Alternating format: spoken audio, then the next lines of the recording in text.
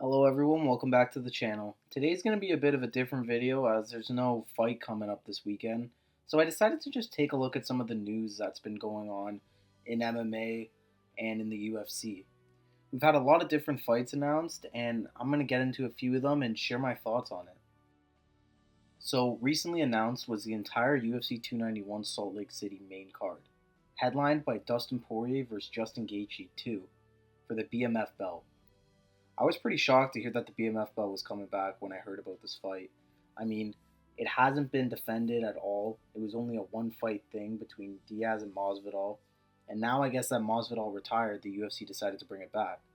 So I'm not completely against it, but I see why some people are like a little annoyed that they're bringing it back.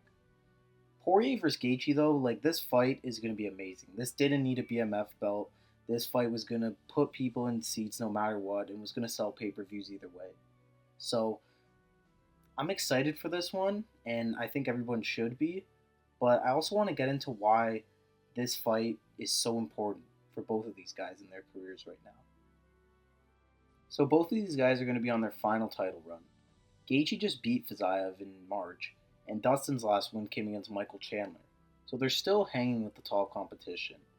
I think this fight needed to be made right now because they don't really know what's going to happen at the lightweight division. You have Dariush and Oliveira going down in a couple of weeks, and once we know who wins that, that'll really decide where the UFC is going to take this division. I think we're just going to end up seeing the winner of that fight take on Islam in Abu Dhabi because I think that makes the most sense. But depending on the outcome of this one, if one of these guys got put in before Beneil or Charles, I wouldn't even be surprised. In terms of how I think this fight's going to play out, I think it's going to end up being Dustin again. I mean, no one's really given Poirier a challenge in years on the feet, and I don't think Gaethje's developed anything different that's really going to throw Dustin off. I think we're going to see a massive fight, a huge bloodbath, and I think it's going to be a great fight for all the fans. A win here is going to put Poirier back in the title contention, and also is going to beef up that resume even more.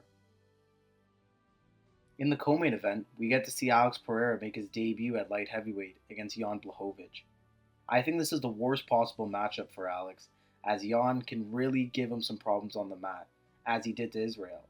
However, I think the UFC like to make this one too, because if you could see Pereira win this somehow, it would also add to that Israel storyline of Alex being the only one to beat him and to also beat the other guy that was able to stop Izzy. I think Alex is going to struggle in this fight, though. I think Jan will take him down and will try and use the ground to his advantage because, let's face it, I don't even think anybody at 205 wants to stand with Alex Pereira. I mean, the guy's still going to pack a punch. He's going to be even stronger. And at the end of the day, I'm not going to count out Alex necessarily because that left hook, man, could come out of anywhere and end the fight just like that. But I think this will be a good one. I like that it's a co-main as well because I don't think this fight should be fight night or even on like lower on a main card. I think this deserves a co-main spot and I'm really excited for it.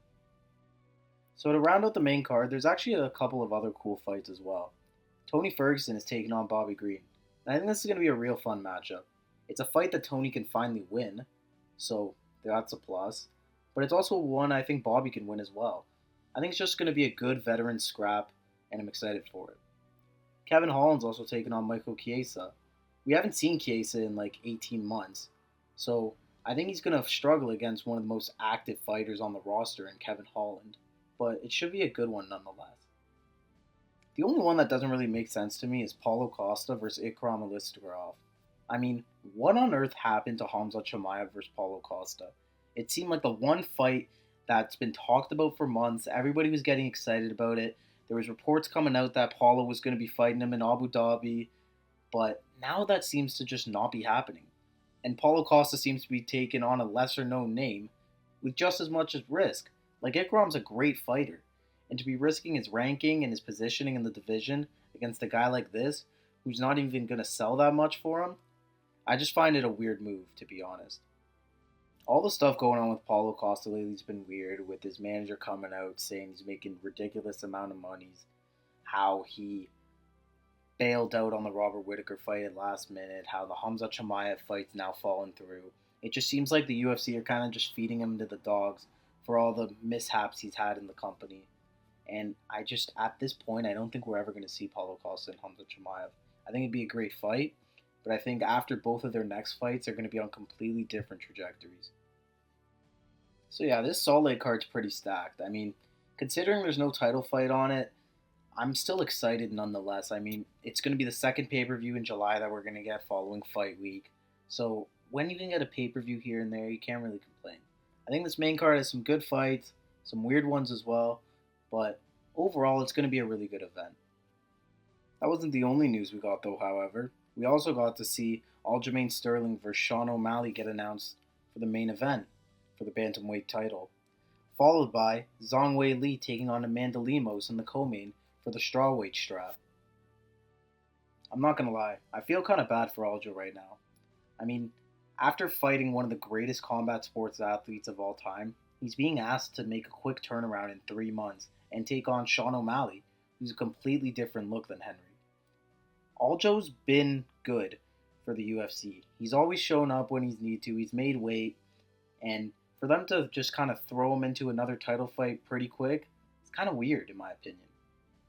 Of course, there's a lot of talk going around how the UFC doesn't like Aljo and that they really want Sean to be the champion, which I could see and that could make sense.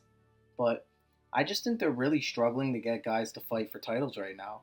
I mean, a lot of their fighters are either booked up or have injuries and just lingering questions going on in their divisions.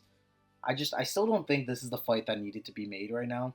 I think you could have waited a little longer, allowed Aljo to have some time off as a champion should, and then get back in there maybe around November. I think that would have worked a lot better. I mean, where's Jamal Hill right now?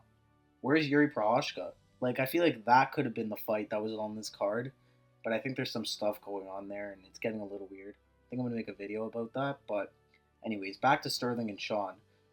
I just don't see why this fight needed to be made so quick. Sean hasn't fought since October. Aljo fought in May. It's not making sense right now. I just don't see the reasoning behind it. As for how I see this fight going, to be honest, I think Sean's going to struggle a bit. Aljo's just so good once he gets a hold of you, and he was able to dominate even a guy like Cejudo for parts of their fight. I just find it really hard for Sean to keep him away from him for the entirety of the fight. I think Sean's going to find a lot more success on the feet, but I still think Aljo's going to get a hold of him at some point. I don't think it's going to be a round one submission like I've seen some people calling it, but I think Aljo should end up getting the job done in that one. It doesn't change the fact though that this fight should just not be happening right now. And I think the UFC's kind of messed up with this one, and forcing Aljo in isn't the best of ideas, and it's not how you should be treating your champion. But nonetheless, it's here now, and we might as well just get pumped for it, because either way, it's going to be a spectacular fight. Moving on to the last fight that was announced, Wei Li versus Lemos. I mean, I'm finally happy Wei Li seems to have gotten back in there. I think, what was her last fight in November against Esparza when she won the belt? So, it's been a while. It's time for her to come back, time for her to get in there. And this is a nice fight to have in the co-main event. This fight's going to be a lot better than most people think. Lemos is very exciting, Wei Li's very exciting, and I could really see this one going either way. So yeah, great co-main spot for UFC Boston. So there you guys have it. That's the sum of all the news we've been getting. There's a lot of stuff coming out all the time. So I'm going to be posting a lot more on Instagram. The news, if you're interested in checking that out, the handle is the same as YouTube, Trips Talks MMA. So yeah, more fight news and announcements going to get pushed onto there. But yeah, I enjoyed making this video. I like these more rambly videos as I can express what I'm trying to say and just talk more about what's going on in the company as a whole and what's going on with all these fights and how I feel about them.